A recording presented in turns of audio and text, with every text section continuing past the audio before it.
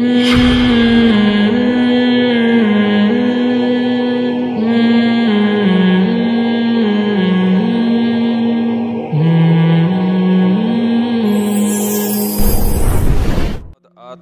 داود و سلیمان علما. آج دنیا میں یہود کوشش کر رہے ہیں پوری دنیا کو کنٹرول میں لینے کی. اس کی وجہ یہ ہے کہ سب سے قدیم آسمانی مذہب یہودیوں کا ہے اور اللہ نے ان کو بہت بڑی حکومت دی تھی. میں نے بتایا نا کہ دنیا میں جو خاندانی حکومتیں رہی ہیں وہ مذہبی ہی رہی ہیں. 3 مذہبوں نے دنیا میں دادا گیری کی ہے, بدماشی جسے کہتے ہیں, جائز بدماشی. ایک یہود نے کی ہے, پوری دنیا کو فتح کیا انہوں نے. پھر اللہ نے عیسائیوں کو غلبہ دیا, انہوں نے یہودیوں سے سارے علاقے چھین کے ان پہ حکومت کی. پھر اسلام جب دنیا میں آیا تو جو کام پہلے یہودیوں نے کیا تھا پھر ان کے ساتھ عیسائیوں نے کیا, تو پھر عیسائیوں کے ساتھ کس نے کیا؟ مسلمانوں نے. اچھا, کمال کی بات یہ ہے کہ مسلمانوں کی یہودیوں سے لڑائیاں نہیں ہوئی ہیں, بہت کم, صرف نبی کے دور میں تو ہوئی وہ خیبر میں اور بنو قریظہ وغیرہ سے. اس کے بعد بڑی لڑائیاں مسلمانوں کی یہودیوں سے کبھی بھی نہیں ہوئی. سارا ٹاکرا عیسائیوں سے رہا ہے, کیونکہ عیسائیوں نے یہودیوں سے علاقے چھین لیے تھے. تو یہودی پھر رعایا بن کے رہتے تھے, لیکن ان کو اس بات کا غم ہے کہ یہ تو سارا ہمارا حساب کتاب تھا نا. تو قرآن میں اللہ نے بتایا ہے کہ تمہارے جو پیغمبر دنیا میں آئے وہ نیک اعمال کی بنیاد پہ اللہ نے ان کو دنیا میں حکومت دی تھی. تم نے ان کی معیت میں جہاد کیا, وہ جہاد جس کے پیچھے صحیح موٹیویشن ہوتی ہے, اس میں مجاہدین کو ایک پاور ملتی ہے. اور جب جہاد کے پیچھے صرف پیسہ رہ جائے, زمین اور حکومت رہ جائے, تو اس جہاد میں طاقت نہیں رہتی, بلکہ وہ جہاد ہی نہیں رہتا ہے. تو اب یہ لوگ کہتے ہیں ہمارے پیغمبر تھے سلیمان علیہ السلام, داؤد علیہ السلام. تھوڑا سی تاریخ بتا دیتا ہوں نا, پتہ ہی ہوگا, لیکن نئے لوگ بھی آتے ہیں. ابراہیم علیہ السلام سے اصل میں تو تاریخ شروع ہوتی ہے نا, جو پیغمبروں کی جو ہمیں ملتی ہے. ویسے تو اس سے پہلے بھی پیغمبر آئے ہیں, لیکن جو اب جو دنیا میں زندہ قومیں ہیں ان کی ہسٹری کہاں سے ملتی ہے ہمیں؟ ابراہیم علیہ السلام. اس سے پہلے کی ہمیں ویسے کتابوں میں تو تھوڑا بہت تذکرہ مل جائے گا, من حیث القوم کوئی قوم نہیں ہمیں نظر آتی اب, کیونکہ وہ مذہب سارے یہودیت میں پہلے چلے گئے, اس کے بعد عیسائیت میں, اس کے بعد اسلام میں. تو ابراہیم علیہ السلام کا زمانہ آج سے تقریباً لگ بھگ 4000 سال پرانا زمانہ ہے. اوپر نیچے ہو سکتا ہے, کوئی پوری کیلکولیشن کسی کی نہیں ہے. تقریباً کتنا ہے؟ 4000 سال پرانا زمانہ. انبیاء آتے رہے تھے آدم علیہ السلام کے. اچھا, آدم علیہ السلام اور ابراہیم علیہ السلام میں کتنا ہے یہ نہیں پتا. اس میں اندازے لگائے جاتے ہیں کہ ہم سے آدم علیہ السلام کا زمانہ 10,000 سال پرانا ہے ہم سے, لیکن یہ کچھ بھی اس میں کوئی رائے نہیں قائم کی جا سکتی, کیونکہ کوئی تاریخ لکھنے والا تو تھا نہیں. وہ زمانے دنیا میں ختم ہو گئی ہیں. اب تو کوئی پرانی لاش ملتی ہے تو سائنسدان تحقیق کرتے ہیں کہ قبل مسیح ہے کہ بعد مسیح ہے. قاف میم لکھا ہوتا ہے نا, اب تو وہ بھی لکھنا چھوڑ دیا لوگوں نے. تو وہ اس سے پہلے کی بڑی بڑی تاریخیں. بہرحال تو ابراہیم علیہ السلام وہ نبی ہیں جن کو اللہ تعالیٰ نے بہت زیادہ نوازا تھا, کیونکہ بت پرست قوم کے خلاف کھڑے ہو گئے تھے. اور پھر ابراہیم علیہ السلام سے اللہ نے وعدہ کیا تھا کہ آپ کی اولاد میں ہم نبوت کو جاری کریں گے. میں کافی لمبی پہلے بتا چکا ہوں, بہت شارٹ کروں گا تاکہ آج ہمارا یہ ٹاپک نہ رہ جائے. تو ابراہیم علیہ الصلوۃ والسلام کی اولاد میں حضرت اسحاق علیہ السلام پیدا ہوئے, دوسری زوجہ سے اسماعیل علیہ السلام پیدا ہوئے, اور اسحاق علیہ السلام کی اولاد سے پھر 2 زوجہ تھیں, حضرت سارہ اور حضرت ہاجرہ. تو حضرت ہاجرہ سے نبی صلی اللہ علیہ وسلم پیدا ہوئے 2000 سال کے بعد ان کی نسل میں, یعنی ایک ہی پیغمبر پیدا ہوئے حضرت ہاجرہ سے جو محمد صلی اللہ علیہ وسلم تھے, اور مکہ میں جو ان کی اولاد ٹھہر گئی تھی. اور ادھر جو شام, آپ نا میپ کو پڑھا کریں, میپ کے بغیر بہت سارے قرآن کے واقعات سمجھ میں نہیں آتے. تو مجھے بھی میپ پڑھنے سے سمجھ میں نہیں آتے تھے. جب ٹریولنگ کیے تو ملک بیٹھنا دماغ میں شروع ہے, کون سا کنٹری کدھر کو ہے. بہت سی چیزیں پڑھنے سے نہیں آتی, ٹریولنگ سے آتی ہیں. اب میں حیران ہوتا تھا یہ مسلمان فوجیں یورپ کیسے پہنچ گئی تھی یار اس زمانے میں. اب جب میں خود گیا تو مجھے خیال ہو جب میں پہنچ سکتا ہوں تو فوجیں نہیں پہنچ سکتی کیا خیال ہے. لیکن ہمارا ٹریک تو الگ تھا نا, تو وہ پتا چلا وہ ادھر سے آئی ہیں, افریقہ کی طرف سے.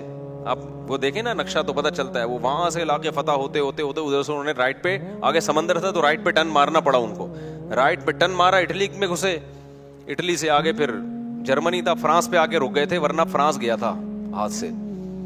تو وہ پھر آپس میں ہی بغاوت ہو گئی, آپس میں ہی لڑ پڑے تھے, ورنہ یورپ پہ مسلمانوں کا قبضہ ہو چکا ہوتا.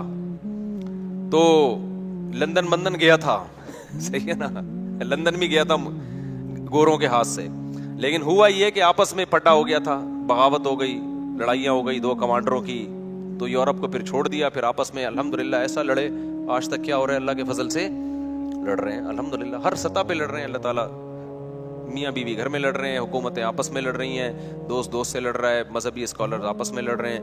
تو اس لڑائی کی وجہ سے غیروں کا بڑا فائدہ ہے, وہ اتحاد کر رہے ہیں. مختلف ملکوں نے کرنسی ایک ایجاد کر لی, ٹھیک ہے نا, پاسپورٹ کی کوئی پابندی نہیں, یورپ نے ایک یونین بنا لی پوری, یہاں سے یہاں جاؤ کوئی مسئلہ نہیں, ادھر جاؤ ادھر جاؤ سب ہمارا ہے, وغیرہ وغیرہ. خیر, تو ابراہیم علیہ السلام کے جو شام میں جو سلسلہ چلا ہے نا, اچھا آج کا جو شام ہے پہلے اتنا نہیں تھا بلکہ یہ بڑا تھا. تو یہ اس میں فلسطین, اسرائیل, یہ سب علاقے آتے تھے. تو بیت المقدس تھا, وہاں پیغمبروں کا سلسلہ شروع ہوا, ہوتے ہوتے ہوتے آپ کو پتا ہے کہ اسحاق علیہ السلام کی اولاد میں تھے یعقوب علیہ السلام, ان کا لقب تھا اسرائیل. یعقوب علیہ السلام کا کیا لقب تھا؟ اسرائیل. حضرت اسرائیل جو تھے یعقوب علیہ السلام, ان کے بیٹے تھے یوسف, اور یوسف علیہ السلام مصر چلے گئے. سورہ یوسف میں ہے نا واقعہ, وہ ایک بادشاہ بن گئے مصر کے. تو بنی مصر کا نقشہ دیکھیں آپ, سعودی عرب یعنی مغرب کی طرف, جہاں سورج یہاں ہے نا سعودی عرب, تو سعودی عرب آئے گا پہلے, اس کے بعد مصر آئے گا, اور رائٹ سائڈ پہ ٹرن ماریں گے تو کیا آئے گا؟ اسرائیل آئے گا, فلسطین آئے گا. تو ایسا نہ ہو نکل جائے یہاں پہ گدے پہ بیٹھ کے, ایسے نہیں, جہاز سے ٹرن مارنا پڑے گا آپ کو. تو مصر میں جو ہے نا یوسف علیہ السلام, وہاں کی حکومت ان کے ہاتھ میں آئی. مصر بڑا زبردست ملک تھا, ایک بڑی تہذیب, مصر کی تہذیب بہت پرانی ہے اور بڑے اسٹیبل لوگ تھے. تو وہاں پر یوسف علیہ السلام کی حکومت قائم ہو گئی. یوسف علیہ السلام بہت اقلیت میں تھے نا, وہ تھوڑے سے بنی اسرائیل آئے تھے, 90 کے قریب ان کا خاندان تھا. یعقوب علیہ السلام نے شادیاں بہت کی تھیں, اولاد ان کے بہت تھی. اب یہ انہوں نے کی تھی, اب آپ ان سے پوچھیں. تو یعقوب علیہ السلام کی اولاد میں برکت بہت ہوئی ہے. اس غم میں بھی انہوں نے شادی کی ہے جب یوسف علیہ السلام بچھڑ گئے تھے, اس دوران بھی انہوں نے نکاح کیا ہے. تو یہ ان لوگوں کے مسئلے نہیں تھے, یہ ہمارے مسئلے ہیں کہ ایکچولی کر کے نا, وہ کہتے بھائی غم بھی ساتھ ساتھ جھیلتے رہو اور شادیاں بھی ہوتی رہیں گی, بچے بھی ہوتے رہیں گے, قحط بھی پڑا, اولاد پھر بھی ہوتی رہی. سمجھتے ہو؟ تو یہاں تک کہ جب یوسف علیہ السلام, یعقوب علیہ السلام مصر گئے ہیں نا, جب پتہ چلا بیٹا بادشاہ بن گیا ہے, تو مولانا عبد الماجد دریا آبادی بڑے عالم گزرے ہندوستان میں, جو دنیاوی علوم کے بھی بڑے ماہر تھے. انہوں نے اپنی تفسیر میں لکھا ہے, وہ خود یعقوب علیہ السلام کی اولاد میں بھی انہوں نے اپنا پورا نسب بھی بیان کیا ہے کہ ہمارا نسب اتنی پشتوں میں جا کے یعقوب علیہ السلام سے ملتا ہے. تو انہوں نے یہ لکھا ہے, جو بھی ان کی تحقیق ہوگی. وہ تورات انجیل کے بھی بڑے عالم تھے جو مولانا عبد الماجد دریا آبادی ہے نا, انگلش بھی بڑی اچھی تھی. مولانا شلوری تھانوی رحمۃ اللہ علیہ سے غالباً بیت بھی تھے, وہ بیت تھے, تبھی وہ جگہ جگہ شیخ اور مرشد تھانوی کا لفظ استعمال کرتے ہیں. تو دنیاوی دینی دونوں علوم کے بڑے ماہر تھے, بڑی ریسرچ. انہوں نے لکھا ہے کہ 90 افراد تھے یعقوب علیہ السلام کی, صرف بیٹے, بیٹیاں, بہویں, داماد, یہ ملا کے ٹوٹل کتنے تھے؟ 90. ان کے اکلوتے سربراہ تھے. تو یہ 90 افراد ہجرت کر کے گئے ہیں کہاں؟ مصر کی طرف. یہ سارے بنی اسرائیل تھے. سمجھتے ہو گے نہیں سمجھتے؟ جب یہ وہاں گئے ہیں تو اللہ نے ان کو حکومت دی, لیکن تھے منورٹی میں, اقلیت میں تھے. حکومت تو آ گئی, مصر کی خدمت بہت کی, لوگوں میں ان کی عزت, لیکن ظاہر ہے جب آپ اقلیت میں ہوتے ہیں تو آہستہ آہستہ کمزور ہونا شروع ہو جاتے ہیں. غیر قوموں میں حسد ہوتا ہے کہ یہ دوسرے ملک سے آئے ہوئے, ہم پہ کیوں حکومت کر رہے ہیں, یہ ادھر سے آئے ہوئے لوگ. اچھا تہذیب ان کی اچھی تھی, مصریوں کو تو غیر مسلم تھے نا, بت پرست تھے وہ, تو بت پرستوں کی ان کے مقابلے میں کیا تہذیب ہوگی؟ پلہ کس کا بھاری تھا؟ تہذیب کے لحاظ سے ان کا بھاری تھا, لیکن اکثریت میں وہ تھے. تو پھر یہ تھوڑا تھوڑا دین سے دور ہونا بھی شروع ہو گئے. جب دین سے بھی دور ہو رہے ہیں, آپ اقلیت میں بھی ہیں, تو آہستہ آہستہ دوبارہ مصریوں کا غلبہ ہونا شروع, اور قوم پرستی کا نعرہ لگایا گیا. یہ بنی اسرائیلی ہیں, ہم قبطی ہیں, یہ غیر ہیں, یہ حالانکہ غیر ہیں, لیکن انہیں تمہیں بنایا کتنا ہے؟ تمہارے ملک کو قحط سے بچایا ان لوگوں نے, تمہیں تہذیب سکھائی, تمہیں ایمان دیا نا. یہ قوم پرستی انتہائی غلیظ اور بدبودار نعرہ ہے. کتا گلی میں دوسرے کتے کو برداشت نہیں کرتا, بلی برداشت کر لے گی. بلی تھوڑی سی غیرت مند ہوتی ہے, کتا جو ہے نا اتنا وفادار ہو کے بھی ہے کتا ہی وہ. اسلام یہ نہیں کہتا کہ یہ اتنا وفادار ہے تو اب اس کو کتا مت کہو, کہنا کیا پڑے گا اس کو, کتا ہی کہنا پڑے گا. وجہ اس کی ہے کہ اس میں کچھ بہت بری خصلتیں بھی ہیں. آگے وہ ابھی میں خصلتوں پر بیان پہلے کر چکا ہوں, ابھی میں نہیں جاؤں گا اس کی طرف. تو خیر اب کیا مسئلہ ہے. تو بنی اسرائیل جب یہاں گئے ہیں, آہستہ آہستہ آہستہ حکومت ان کے ہاتھ سے نکلنا شروع, اور گناہوں میں بھی جانا شروع ہو گئے. جائے جو حکومت میں آتے ہیں تو عیش و عشرت بھی بڑھتا ہے. بالآخر فرعون, اس زمانے میں مصر کا جو بھی بادشاہ اس کو فرعون ہی کہا جاتا تھا, تو وہ والا فرعون جس کا قرآن میں تذکرہ ہے وہ ان پر بالآخر غالب آ گیا. اور وہ ہے ویسے ہی تحریکیں چلنا شروع ہو گئیں جیسے مودی صاحب کی تحریکیں ہیں. یہ اقلیت میں ان کو مارو, ان کو پیٹو, ان کو یوں کرو, ان کو یوں کرو. ہندوستان میں مسلمان بیچاروں کے ساتھ ہو رہا ہے اس وقت. تو ظلم شروع ہوا فرعون کا, اور قرآن کہتا ہے کہ ایسا سخت ظلم بنی اسرائیل کے اوپر کہ یقتل ابناءہم ویستحیی نساءہم, مردوں کو قتل کر دیا جاتا تھا, عورتوں کو چھوڑ دیا جاتا تھا تاکہ ہم ان سے اپنی نسل ان سے پیدا ہو ہماری, یا ان کو ہم لونڈی بنائیں, غلام بنائیں. تو فرعون کو کہیں خواب آیا کہ میری, وہ نجومیوں نے نہیں بتایا تھا, نجومی جھوٹ بولتے ہیں, نجومیوں کو کچھ بھی نہیں پتا ہوتا. تو زیادہ راجع بات اس میں یہی کہ خواب آیا تھا فرعون کو, اس کو خواب آیا یا کسی نے ماہرین نے پیش گوئی کی ہوگی کہ لگتا ہے کہ یہ قوم میں لیڈر کی صلاحیت ہے, انہی کا کوئی شخص اٹھ کے تمہارا تختہ الٹے گا, تو تم اتنا ظلم کر رہے ہو نا. تو فرعون نے کیا کیا, ظلم کم کرنے کے بجائے بڑھا دیا. تو اب قرآن میں اس کا تذکرہ اللہ تعالیٰ نے سورہ قصص میں ذکر کیا ہے, وہ میں انشاءاللہ بعد میں یہ 21ویں رات سے جو ہے نا, جب دوسرے لوگ بھی آ جائیں, اعتکاف والوں کی تعداد بڑھ جاتی ہے تو کچھ مضامین ان کے لیے رکھے ہوئے. تو بالآخر موسیٰ کلیم اللہ پیدا ہوئے, اور اللہ نے موسیٰ علیہ السلام کو فرعون کے محل میں بلایا, اور پھر موسیٰ علیہ السلام کو نبوت ملی, اور پھر بالآخر فرعون کو اللہ تعالیٰ نے دریا میں غرق کر دیا. اور فرعونی کیا ہو گئے, ایک بھی بندہ نہیں بچا, سارے ہی مار دیے اللہ تعالیٰ نے, ٹھیک جتنے بھی تھے. بنی اسرائیل کو نجات ملی, اور قرآن ان کی تعریف کرتا ہے بما صبروا, اس لیے کہ بنی اسرائیل نے موسیٰ کا ساتھ دیا تھا اور صبر کیا تھا انہوں نے. لیکن تھے بہرحال نالائق, صبر بھی کرتے تھے, تکلیفیں بھی دیتے تھے. پھر بنی اسرائیل کو حکم ہوا کہ اب تو تمہارا اصل وطن ہے فلسطین, ارض شام, وہاں تم موسیٰ علیہ السلام کی قیادت میں اب جہاد کرو. یہ تو اللہ نے فرعون کو خود ہی ٹھکانے لگا دیا. اب ہر جگہ اللہ خود سے کام نہیں کرے گا, کچھ تم کو بھی تلوار اٹھا کے کرنا پڑے گا. یہاں تو ویسے بھی ان کے پاس طاقت ہی نہیں تھی, منورٹی میں تھے نا, کیا لڑتے یہ. تو بنی اسرائیل نے کہہ دیا ہم نہیں جائیں گے, اذهب انت وربک فقاتلا, کیونکہ غلامی میں اتنا عرصہ گزار چکے تھے کہ ذہن کیا بن گیا تھا, غلاموں. آپ اگر غلام بنے رہو نا کچھ دن تک تو آپ کا دماغ میں مینٹل لیول کیا ہو جاتا ہے. جو لوگ بچوں میں زیادہ رہتے ہیں نا, تھوڑے دنوں میں بچکانہ حرکتیں شروع کر دیتے ہیں. صحبت کا بہت گہرا اثر ہوتا ہے, خوب سمجھ لو.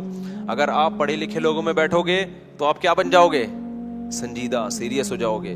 آپ اگر ہر وقت مسخروں کے ساتھ بیٹھو گے تو چھچھورے بن جاؤ گے. آپ سنجیدگی آپ میں سے ختم ہو جائے گی. آپ علماء, بزرگوں, صلحاء کے ساتھ بیٹھو گے, اللہ کی محبت آپ کے اندر پیدا ہو جائے گی. دنیا پرستوں میں ہر وقت بیٹھو گے جو ہر وقت مال و دولت کی باتیں کرتے ہیں, اتنی گاڑی, اتنے پیسہ, بحریہ ٹاؤن, فلانا, آپ کی نظر میں دنیا کی ہوس اور لالچ پیدا ہو جائے گی. یہ انسان کی نیچر ہے. تو اچھے لوگوں کے ساتھ بیٹھا کرو. سمجھتے ہو آج ہمارا مرغا مرغی جو ہے نا, ایک دیسی ہے وہ ہر وقت دہشت گردی. ایک فینسی بھی ہمارے پاس تھائی لینڈ کی نسل, وہ مرغا بھی بڑا تمیز کا اور مرغی بڑی تمیز کی. ہمارے ایک پٹھان دوست ہیں, آج ان کو میں لے کر گیا اپنے پنجرے میں. انہوں نے کہا ان پورے پنجرے میں نا آپ کے کیج میں پڑھے لکھے یہی لگ رہے ہیں, یہ دو مرغے. مجھے ان کا تبصرہ بڑا اچھا لگا. انہوں نے کہا یہ جو مرغا مرغی ہے نا, اس پورے پنجرے میں مجھے صرف یہ دو پڑھے لکھے لگ رہے ہیں, باقی سارے ان پڑھ اور جاہل. وجہ اس کی ہے کہ وہ ہر ایک دوسرے کو جب کوئی موقع ملے, وہ کوئی نیا بندہ آئے اس کو چھیڑ رہا ہے. وہ کہا پڑھے لکھے صرف یہ لگ رہے ہیں. میں نے کہا یہ پٹ رہے ہیں سب سے زیادہ یہاں پہ. اچھا خیر, تو میں نے کہا اب یہ پڑھے لکھے ہیں, یہ بھی ان کے ساتھ رہ کے ان پڑھ نہ بن جائیں.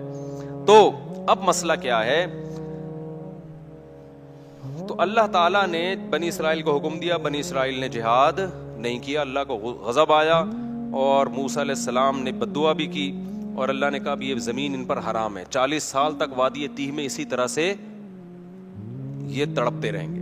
40 سال تک وہیں موسیٰ علیہ السلام کا انتقال بھی ہو گیا اور وہ 40 سال تک وادی تیہ میں بہکتے رہے. پھر اس کے بعد نئے پیغمبر آئے اور پھر اس کے بعد نئے پیغمبر کی معیت میں انہوں نے جہاد کیا. جب انہوں نے جہاد کیا تو قرآن نے اس کا بھی واقعہ اللہ تعالیٰ نے قرآن میں بیان کیا ہے سورہ بقرہ میں. تو جب ان کا جہاد ہوا ہے نا تو ان کی فوج, ان کے جو کمانڈر تھے ان کا نام تھا طالوت. وہ پیغمبر ہی نے ان کو بنایا تھا کمانڈر, وقت کے نبی نے, لیکن وہ غریب تھے. بنی اسرائیل نے اس پہ بھی اعتراض کیا, غریب آدمی ہمارا امیر کیوں بن رہا ہے؟ تو ان کو بتایا گیا بھائی اس کے پاس نالج زیادہ ہے اور صحت اچھی ہے. کمانڈر کے لیے پیسہ ہونا ضروری نہیں ہے, نالج, جنگ لڑنے کا تجربہ زیادہ ہو. دیکھو اللہ تعالیٰ دنیا کو اسباب سے چلاتے ہیں.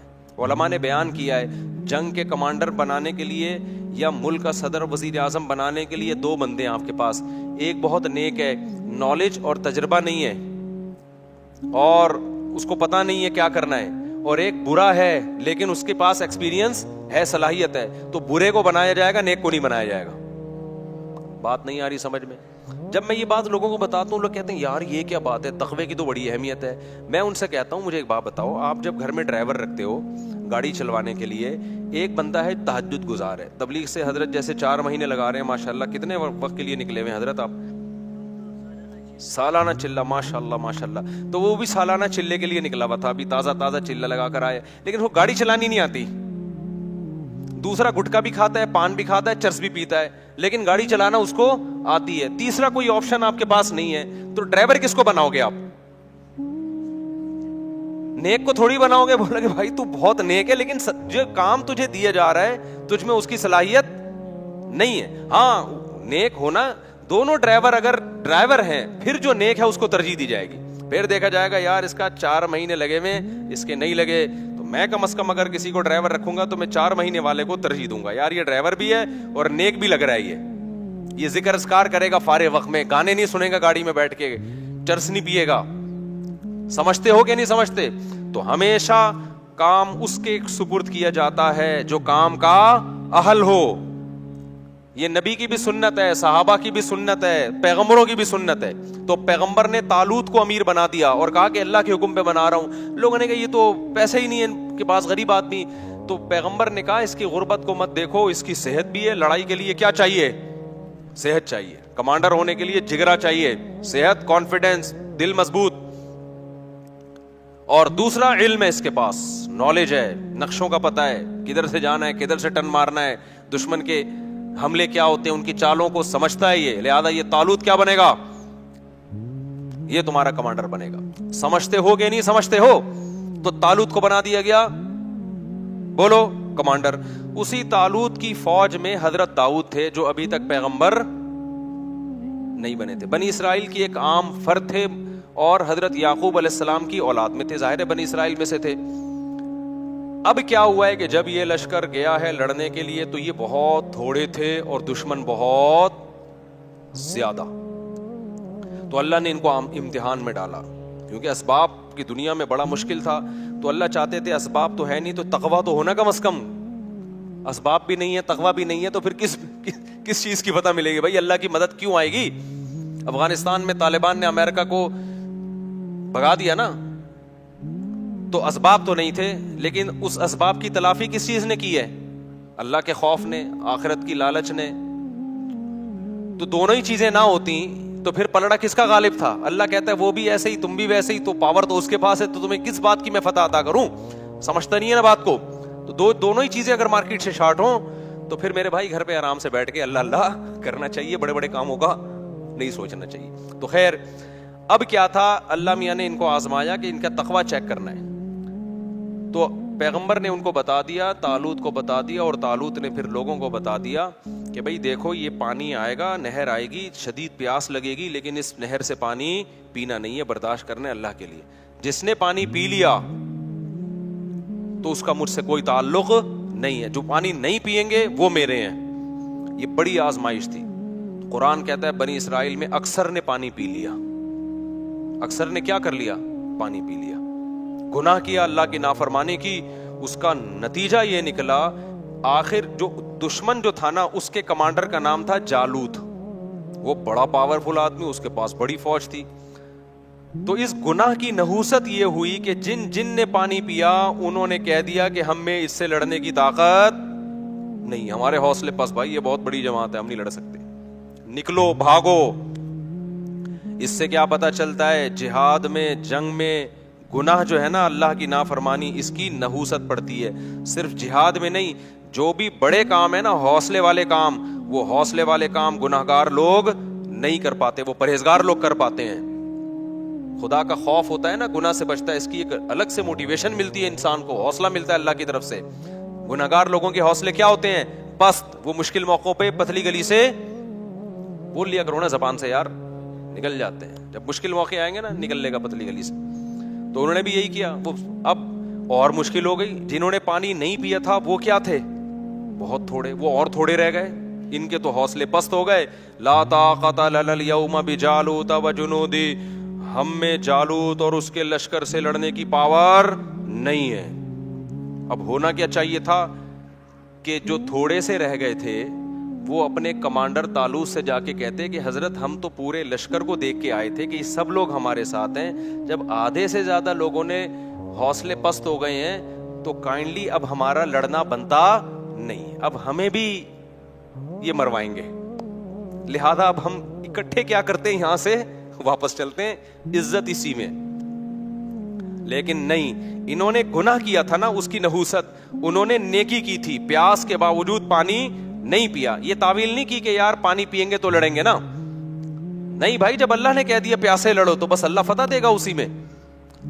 تو تقویٰ تھا تو اس کی برکت ان کے حوصلے پست ہونے کے بجائے بڑھ گئے. انہوں نے کہا تھوڑے سے ہیں, لڑیں گے انشاءاللہ.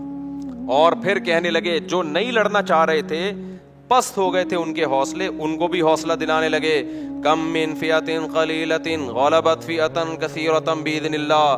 بھائی تاریخ اٹھا کے دیکھو کتنی مرتبہ ایسے ہوا ہے, بہت تھوڑی تھوڑی جماعتوں کو اللہ نے بڑی بڑی جماعتوں پہ غلبہ دیا ہے, اور اللہ صبر کرنے والوں کے ساتھ ہے. ان کمبختوں کی سمجھ میں آیا نہیں آیا, اس سے تاریخ کیا ہے, خاموش. پھر قرآن کہتا ہے جب مقابلہ شروع ہوا ہے نا, تو اتنا بڑا لشکر اور ادھر تھوڑے سے لوگ جو اور تھوڑے سے ہو گئے تھے, ان کو اندازہ ہو گیا کہ اسباب کی دنیا میں ہم میں اس لشکر سے لڑنے کی طاقت نہیں ہے, اب اللہ ہی مدد کرے گا. تو کیا دعا مانگ رہے ہیں, دعا بڑی خاندانی ہے, مجھے بڑا مزہ آتا ہے یہ دعا میں, بڑی خاندانی دعا. دیکھو وہ یہ دعا بھی مانگ سکتے تھے, ربنا اجعلنا صابرن, اے اللہ ہمیں صابرین, ہمیں کیا بنا دے, صابر بنا دے, ہمیں فتح دے دے. یہ بھی کہہ سکتے تھے نا, ہمیں اس لشکر پہ کیا دے دے, فتح دے دے, ہمیں صبر کرنے والا بنا, بھاگنے سے بچا. نا نا نا نا, ان کو پتا تھا صبر سے کام نہیں چلے گا. ربنا افرغ علینا صبرا, اے اللہ صبر کی بالٹیاں انڈیل دے ہمارے اوپر. تھوڑا صبر نہیں چاہیے ہمیں, بہت بڑا لشکر ہے, ہمارے قدم کیا ہوں گے, اکھڑیں گے. آسمان سے نا افراغ کہتے ہیں, جیسے بالٹی میں پانی ہو نا, وہ آپ نے خالی کر دی, یوں کر کے انڈیل دیا, تو وہ کیا ہو گئی, خالی ہو گئی, پوری بالٹی آپ نے انڈیل دی. افرغ علینا صبرن, یہ بلاغت ہے, صبر کی کوئی بالٹیاں تھوڑی اوپر سے نازل ہوں گی, سمجھانے کے لیے کہ ایسے صبر دے جیسے صبر کی ہمارے اوپر بالٹیوں کی پورے نہا جائیں ہم صبر کے اندر. اتنا طاقتور صبر چاہیے اس لشکر سے لڑنے کے لیے ہمارے اندر. جب تک تو ایسا صبر نہیں دے گا ہم نہیں لڑ سکتے, تو ہمیں ایسا صبر چاہیے. تو نیت بھی کر رہے تھے نا, لڑیں گے ہم. افرغ علینا صبرا وثبت اقدامنا, اور ہمارے قدموں کو جما دے, پیچھے نہ ہٹیں ہم. وانصرنا علی القوم الکافرین, اور ان کافروں پر ہماری مدد کر. پہلے صبر مانگا ہے, پھر کیا مانگی ہے, مدد. کہ ہمارے جو کرنے کا کام ہے نا, اے اللہ پہلے وہ تو ہو جائے. ہم جو اللہ سے مدد مانگ رہے ہوتے ہیں کہ اے اللہ میں بھاگ جاؤں پھر بھی کیا ہو, ہماری مدد ہو. نہیں آئی بات سمجھ میں, اے اللہ میں شادی نہ کرنا چاہوں پھر بھی میری 4 شادیاں ہو جائیں. ہمارے جامع میں استاذ ہیں, وہ ایسے لیٹے ہوئے رہتے تھے نا, اکثر ایسے لیٹے رہتے تھے کہ یار تم 2-2 3-3 تمہیں پتہ نہیں کہاں سے رشتے مل جاتے ہیں, میں تو مجھے کوئی رشتہ ہی نہیں مل رہا.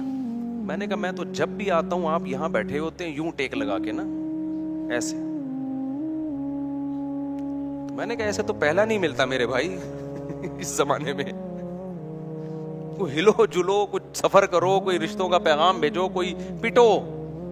کوئی بدنامی مولو, اس کے بعد جا کے نہ ہوتا ہے نہ رکھا جاتا ہے, رکھنے میں بھی پھر قربانیاں دینی پڑتی ہیں.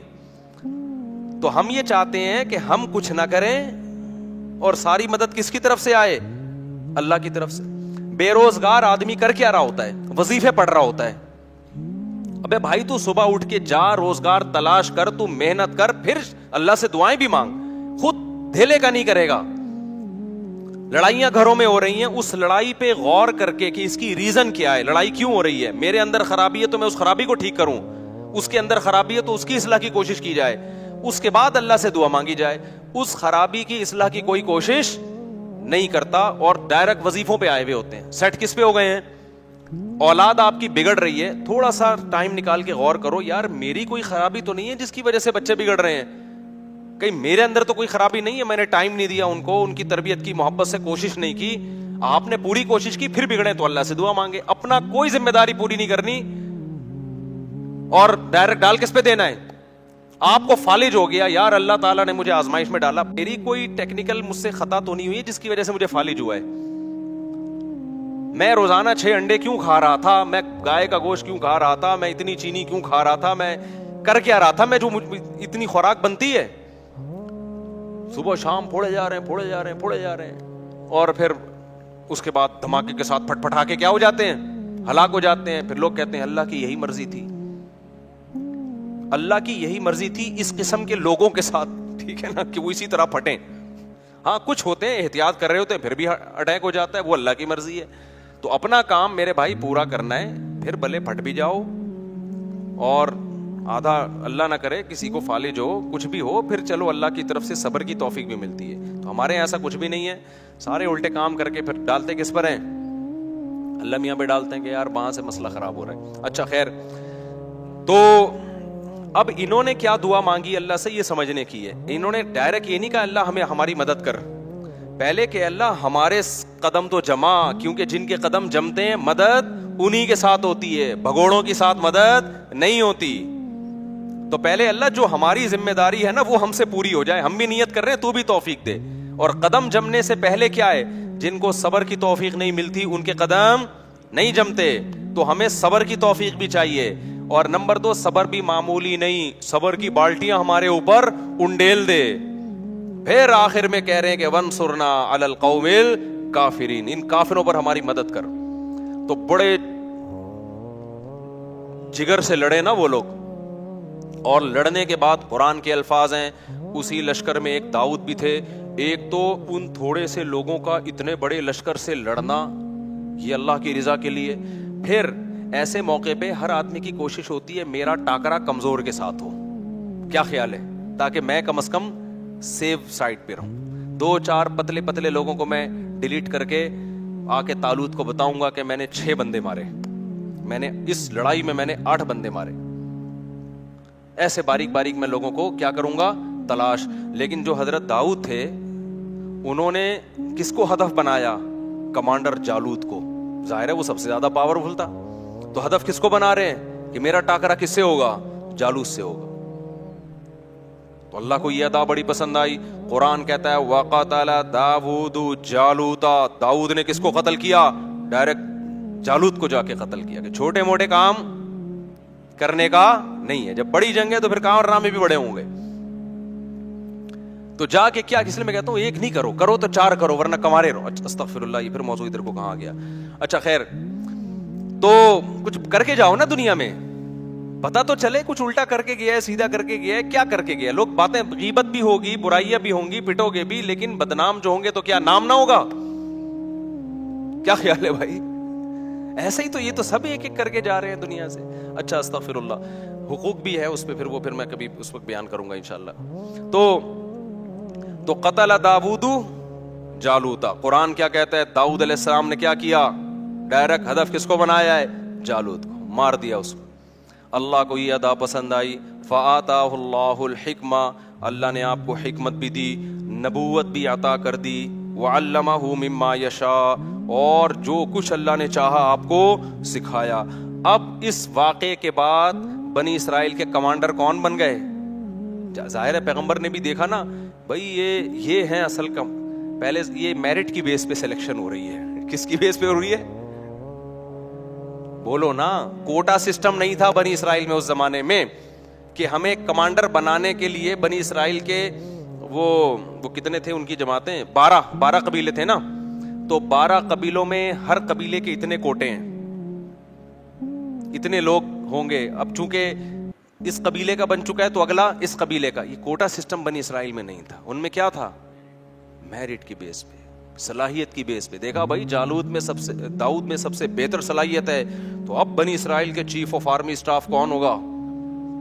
آرمی چیف کون ہوگا؟ داؤد ہوں گے. اب داؤد علیہ السلام نے جو پہلی دفعہ اتنی قربانی دی تھی تو اللہ کے خوف سے دی تھی نا, تو ان میں اللہ کا خوف بھی تھا, تقویٰ پہلے سے موجود تھا. تو بالآخر بنی اسرائیل کے بادشاہ کون بن گئے؟ بولو نا, تمہارے چپ کیوں بیٹھے ہوئے ہو؟ داؤد علیہ السلام بن گئے. داؤد علیہ السلام نے خلافت سنبھالتے ہی کام کیا شروع کیا, اقدامی جہاد, جس پہ آج یہودی اور عیسائی مسلمانوں پہ اعتراض کرتے ہیں کہ تم لوگوں نے تو علاقے کے علاقے فتح کیے. اللہ نے داؤد علیہ السلام کو حکم دیا کہ آپ نے اب علاقوں کے علاقے کیا کرنے ہیں؟ تلوار کی زور سے فتح کرنے. وہاں پر اللہ کا حکم نافذ کرنا ہے. کسی کو تلوار کی طاقت سے یہودی یا مسلمان نہیں بنانا آپ نے. ہاں, حکم کس کا نافذ کرنا ہے؟ اللہ کا. داؤد علیہ السلام نے جہاد شروع کیا. بڑی ٹینشن یہ تھی کہ بڑی بڑی جماعتوں سے, بڑے بڑے قبیلوں سے مقابلہ ہوتا تھا, تیر بھی لگتے تھے, تلواریں بھی چلتی تھیں, زخمی بہت ہوتے تھے. اللہ نے داؤد علیہ السلام کے ذریعے بنی اسرائیل کی حکومت قائم کرنی تھی دنیا میں. اللہ نے داؤد علیہ السلام کو معجزے دینا شروع کر دیے. سب سے پہلا معجزہ, آپ کے ہاتھ میں لوہا پگھلا دیا اللہ تعالیٰ نے. جس طرح سے چاہیں لوہے کو کیا کر لیں؟ موڑ لیں. بڑی بڑی زرہیں بنانا شروع کی داؤد علیہ السلام نے, ڈھالیں بنانا شروع کی تاکہ جنگوں میں دفاع ہو. لِتُحْصِنَكُم مِّن بَأْسِكُم, قرآن کہتا ہے داؤد کے ہاتھ میں ہم نے لوہے کو پگھلا دیا تاکہ وہ تمہیں جنگوں میں حفاظت کرے. تو پھر داؤد علیہ السلام کو اللہ نے دولت بھی بہت دی. جب دولت بہت دی تو پھر شادیاں بھی انہوں نے بہت کی. وہ ہماری طرح نہیں تھے کہ ایک بیوی ایک بچے. جب وسائل ہے تو بھئی حلال کیا ہے, تو بہت ساری شادیاں کی. تورات اور انجیل میں ہمیں ملتا ہے کہ بہت ساری بیویاں تھیں داؤد علیہ السلام کی, معذرت کے ساتھ. سمجھتے ہو, انہوں نے معذرت کے ساتھ نہیں کی. میں آپ سے معذرت کر رہا ہوں کہ میں بیان کیوں کر رہا ہوں. تو داؤد علیہ السلام کو اللہ نے پرندوں کی بولیاں بھی سکھائیں. داؤد علیہ السلام کے معجزوں میں جیسے یوسف علیہ السلام کا معجزہ تھا خوبصورت چہرہ, حسن اللہ نے دیا, تو داؤد علیہ السلام کا معجزہ کیا تھا؟ بولو نا, خوبصورت آواز. بہت خوبصورت آواز میں وہ زبور کی تلاوت کیا کرتے تھے. اللہ نے ایک مستقل کتاب بھی دی داؤد علیہ السلام. ایسی زبردست تلاوت ہوتی تھی, اور جب اللہ کا ذکر کرتے لا الہ الا اللہ کا, تو پہاڑوں سے بھی لا الہ الا اللہ کی آوازیں آنا شروع ہو جاتی. یا جبال اوبی معہ والطیر, پرندے آپ کے سر پہ جمع ہو جایا کرتے تھے. وہ زبور کی تلاوت بھی سنا کرتے تھے اور آپ کی آواز سے بھی محظوظ ہوا کرتے تھے. پھر داؤد علیہ السلام عبادت گزار, ایک طرف دن میں کمانڈر ہیں اور رات میں کیا ہیں؟ پوری رات عبادت کرتے تھے. ایک دن روزہ, پوری زندگی داؤد علیہ السلام کی ایسے گزری ہے, ایک دن روزہ ایک دن ناغا, ایک دن روزہ ایک دن ناغا. حدیث میں آتا ہے سب سے بہترین روزہ داؤد کا روزہ تھا. پوری زندگی ایسے کیا, ایک دن روزہ ایک دن ناغا. اگر ہمارے کوئی ڈاکٹر صاحب اس زمانے میں ہوتے تو ڈاکٹر صاحب کیا کہتے داؤد علیہ السلام سے, کیونکہ آپ نے ایکچولی لڑنا بھی ہے, آپ کی بیویاں بھی اتنی ساری ہیں, تو آپ ایسا کریں کہ صبح ناشتے میں آپ یہ لیا کریں. ناشتہ بہت ضروری ہے داؤد علیہ السلام, ناشتے کے بغیر زندگی بولو نا نہیں ہو سکتی. ایکچولی کچھ نہ کچھ ناشتہ ہونا چاہیے. پھر 2 گھنٹے کے بعد کچھ بسکٹ کا انتظام ہونا چاہیے. فاسٹنگ بہت بری چیز ہے, سمجھ میں آ رہی ہے بات. پھر پہلے ہم ڈاکٹر سے یہی سنتے تھے, ہر تھوڑی دیر کے بعد بکریوں کی طرح کچھ نہ کچھ آپ کھاتے رہیں. حکیم اور ٹائپ کے تھے ڈاکٹر, اور ناشتہ بہت ضروری ہے. تو پھر داؤد علیہ السلام لڑنے کے قابل نہ رہتے. داؤد علیہ السلام بھوکے رہتے تھے. ایک دن روزہ ہے, ایک دن کیا ہے؟ ناغا ہے. اور جب ناغا ہے تو وہ بھی کم کھاتے تھے. اس سے پتہ چلتا ہے بھائی کم کھانے والا زیادہ بیویاں بھی رکھ سکتا ہے اور میدان جہاد میں علاقے بھی فتح کر سکتا ہے. اور جو صبح و شام برگر پھوڑ رہا ہے نا, پیزا برگر پھوڑ رہا ہے, اور یہ جو کچھ ہم کھا رہے ہیں آج کل, تو یہ برگر تو بن سکتا ہے گول, یہ گول گپے کی دکان بھی کھول سکتا ہے. یہ کسی کی آنکھوں میں آنکھیں ڈال کے بات نہیں کر سکتا. تو چھوڑ دو یہ جو چیزیں تم کھا رہے ہو نا, بھوکا رہنے سیکھو. خیر آگے اللہ تعالیٰ فرماتے ہیں کہ داؤد علیہ السلام کی جب حکومت قائم ہوئی ہے تو ان کے بڑے معجزے اللہ نے ذکر کیے. تو داؤد علیہ السلام کو اللہ نے بیٹے دیے سلیمان. تو یہاں پر وہ سلیمان علیہ السلام کا واقعہ ہے. اب میں وہ واقعہ جلدی سے سنا دیتا ہوں, یہ تمہیز ضروری تھی ورنہ سلیمان علیہ السلام نئے لوگوں کی سمجھ میں نہیں آتے. تو اللہ تعالیٰ فرماتے ہیں ہم نے داؤد اور سلیمان کو علم دیا. وَوَرِثَ سُلَيْمَانُ داؤد, سلیمان وارث بنے داؤد کے. قال یا ایھا الناس, اور لوگوں سے کہنے لگے اے لوگو, علمنا منطق الطیر, اللہ نے ہمیں پرندوں کی بولیاں سکھا دی ہیں. وَأُوتِینَا مِن كُلِّ شَیْءٍ, اور حکومت چلانے کے لیے جتنی ضروری چیزیں ہیں ساری کی ساری اللہ نے ہمیں دے دی ہیں. ان ھذا لہو الفضل المبین, یہ اللہ کا بہت بڑا